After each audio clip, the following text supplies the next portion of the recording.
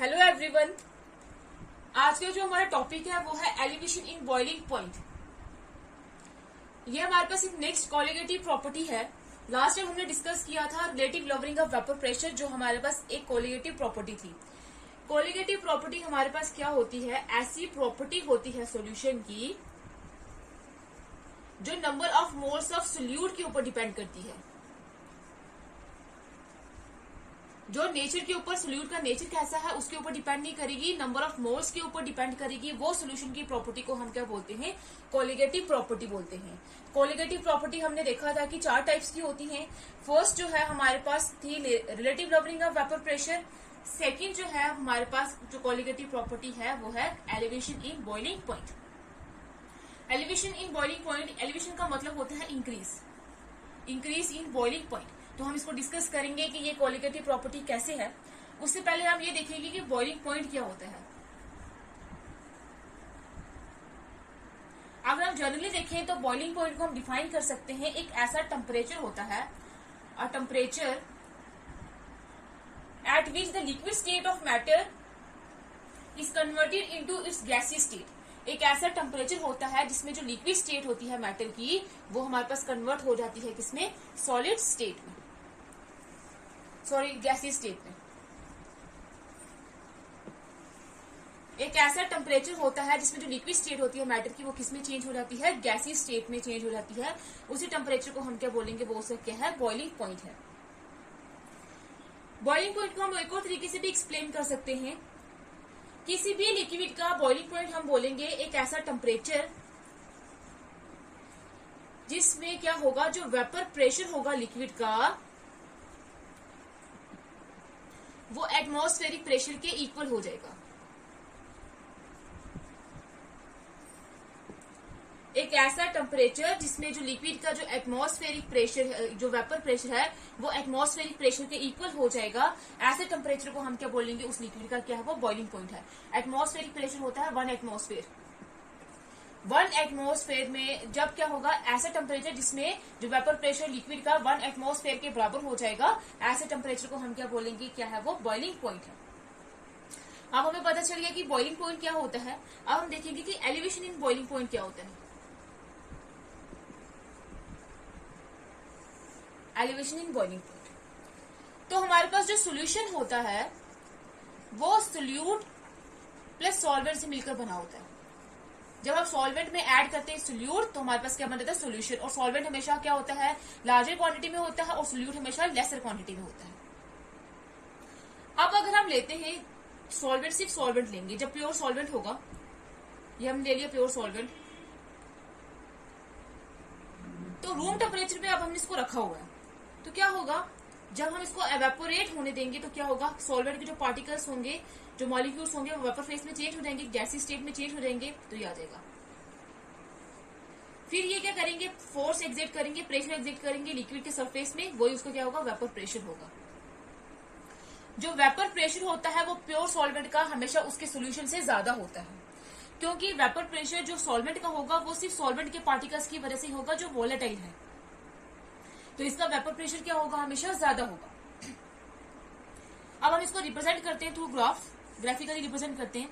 तो यहाँ पे आ गया, ये टेम्परेचर एक्सिस होगी, यहाँ पे हो गया वेपर प्रेशर, और ये हमने वो लाइन ले ली है जब एट 1 एटमॉस्फेयर, ये क्या है? हमारे पास एटमॉस्फेरिक प्रेशर है। तो जब ये हमारे पास रूम टेम्परेचर पे था, रूम टेम्परेचर में जब ये होगा तभी भी इसका क्या होगा? कुछ बॉइलिंग पॉइंट होगा। रूम टेम्परेचर होता है 25 डिग्री सेल्सियस, तो यहाँ पे टेम्परेचर 0 था, यहाँ पे आ जाएगा 25 डिग्री सेल्सियस। जब हमने इसको रूम टेम्परेचर में रखा तब इसको कुछ वेपर प्रेशर होगा, वेपर प्रेशर इस एक्सिस में है तो यहाँ पे आ जाएगा इसका वेपर प्रेशर, यह आ जाएगा point A. Point A represent कर रहा है हमारे पास वेपर प्रेशर किसका? प्योर सॉल्वेंट का। तो एक पॉइंट पी 25 डिग्री सेल्सियस पे रूम टेम्परेचर में इसका कुछ वेपर प्रेशर होगा जो हमने पॉइंट ए से रिप्रेजेंट किया है। अब हम इसको क्या करेंगे? हीट करेंगे, क्योंकि हम अगर ये हमने सॉल्वेंट लिया है, से सॉल्वेंट हमने वाटर लिया है, तो वाटर का बॉइलिंग पॉइंट हमें पता क्या होता है? 100 डिग्री सेल्सियस। अभी टेम्परेचर 25 डिग्री सेल्सियस है तो 25 डिग्री सेल्सियस में भी कुछ इसका वेपर प्रेशर होगा, लेकिन ये बॉइल जाकर कहाँ होगा? 100 डिग्री सेल्सियस में बॉइल होगा। तो अब हम इसको क्या करेंगे? हीट करेंगे। हीट करने का मतलब टेम्परेचर को इंक्रीज करते जाएंगे, तो ये हम टेम्परेचर को इंक्रीज करते जाएंगे। टेम्परेचर इस एक्सिस में है तो ये टेम्परेचर इंक्रीज होता रहेगा। ये हमने टेम्परेचर इंक्रीज करा।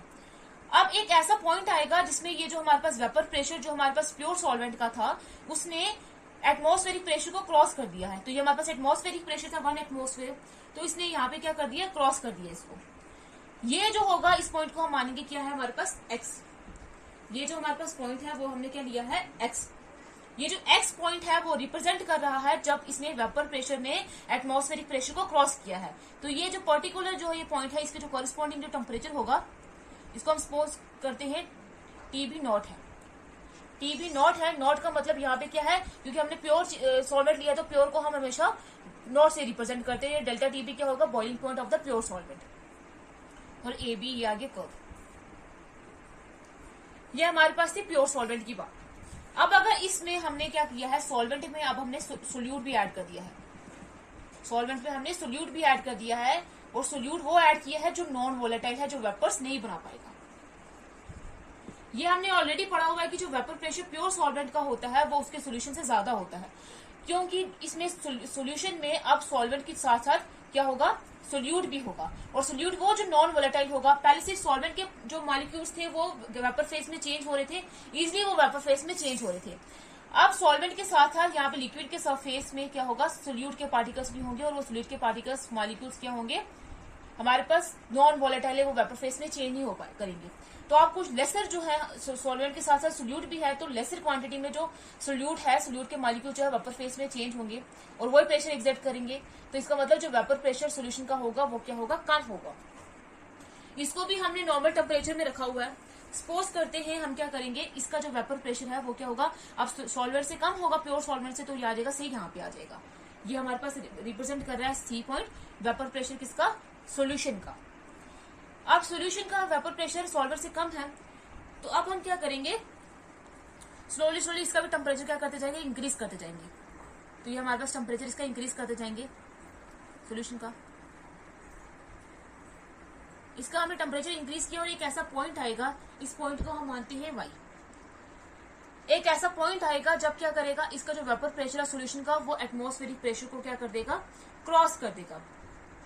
तो ये हमारे पास जो इसके करस्पॉन्डिंग टेम्परेचर होगा उसको हम लेंगे डेल्टा TB।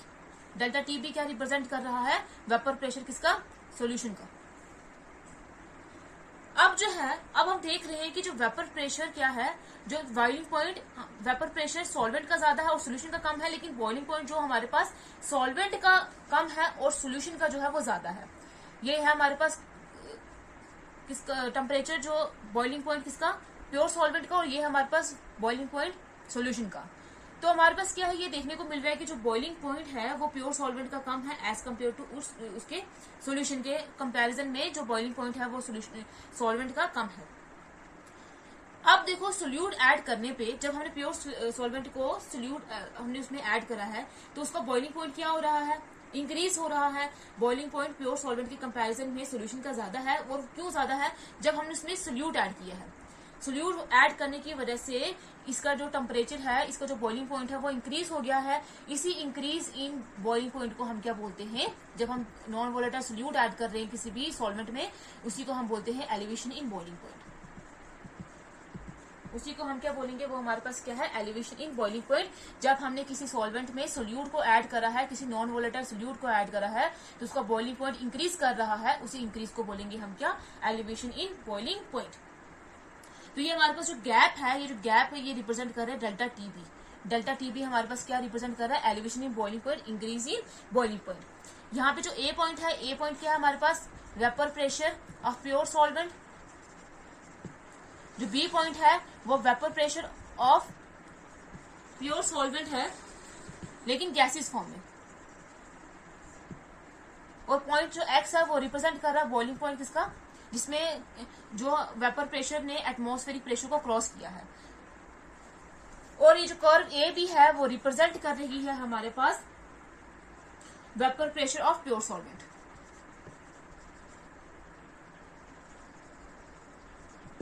वही पॉइंट C जो है वो रिप्रेजेंट कर रहा है vapour pressure of solution. Point जो D है हमारे पास ये रिप्रेजेंट कर रहा है vapour pressure of gaseous solution. और कर्व जो CD है वो रिप्रेजेंट कर रही है वेपर प्रेशर ऑफ सॉल्यूशन। इस तरीके से जब हम नॉन वोलेटाइल सोल्यूट ऐड करेंगे किसी भी प्योर सॉल्वेंट में, तो उसका जो टेम्परेचर है, उसका बॉइलिंग पॉइंट जो वो इंक्रीज करेगा, उसे इंक्रीजिंग बॉइलिंग पॉइंट को हम क्या बोलेंगे, एलिवेशन इन बॉइलिंग पॉइंट। ये हमारे पास हो गया एलिवेशन इन बॉइलिंग पॉइंट। एक एग्जांपल लेते हैं, जैसे अगर हमने वाटर लिया है, वाटर बॉईल करता है 100 डिग्री सेल्सियस में, ये प्योर वाटर है।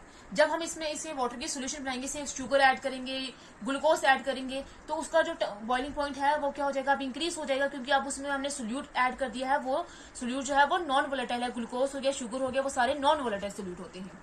से उसका टेम्परेचर जो है वो इंक्रीज हो गया, 105 डिग्री सेल्सियस पे चला गया या 110 डिग्री सेल्सियस में चला गया। तो ये जो डिफरेंस होगा, ये हमारे पास टेम्परेचर के बीच में, जो प्योर सॉल्वेंट के बीच में है और ये सोल्यूशन के बीच में है, उसी को हम बोलेंगे वो क्या है, उसका एलिवेशन इन बॉइलिंग पॉइंट है। तो क्या आ जाएगा, 1 डिग्री 500 डिग्री सेल्सियस में माइनस करेंगे, आ जाएगा 5 डिग्री सेल्सियस। ये जो इंक्रीज इन टेम्परेचर है, इसी को हम क्या बोलेंगे, क्या है वो, एलिवेशन इन बॉइलिंग पॉइंट है। ये हमें पता चल गया कि जब हम नॉन वोलेटाइल सोल्यूट ऐड करते हैं किसी भी सोल्यूशन में, किसी भी सॉल्वेंट में, तो उसका वेपर प्रेशर तो डिक्रीज करता है, लेकिन उसका बॉइलिंग पॉइंट क्या करेगा, इंक्रीज करेगा। उसी इंक्रीज को हम क्या बोलते हैं, एलिवेशन इन बॉइलिंग पॉइंट बोलते हैं। अभी हमें पता चल गया। अब हम नेक्स्ट करेंगे elevation in boiling point as a colligative property, कि एलिवेशन इन बॉइलिंग पॉइंट हमारे पास कोलिगेटिव प्रॉपर्टी क्यों है।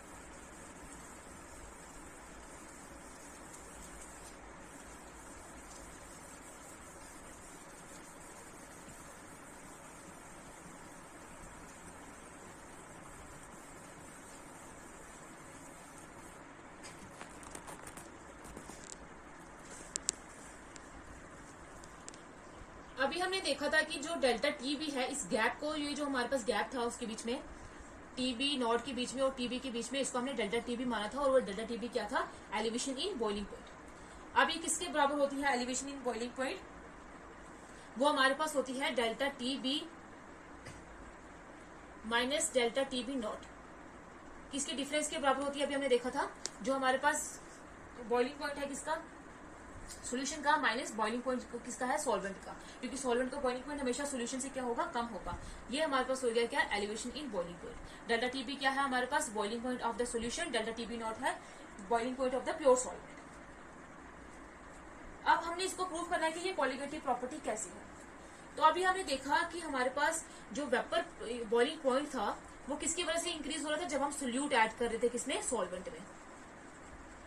तो वेपर, ये जो हमारे पास बॉइलिंग पॉइंट है, वो इंक्रीज ही किसकी वजह से हो रहा है, जब हमने सोल्यूट ऐड करा है।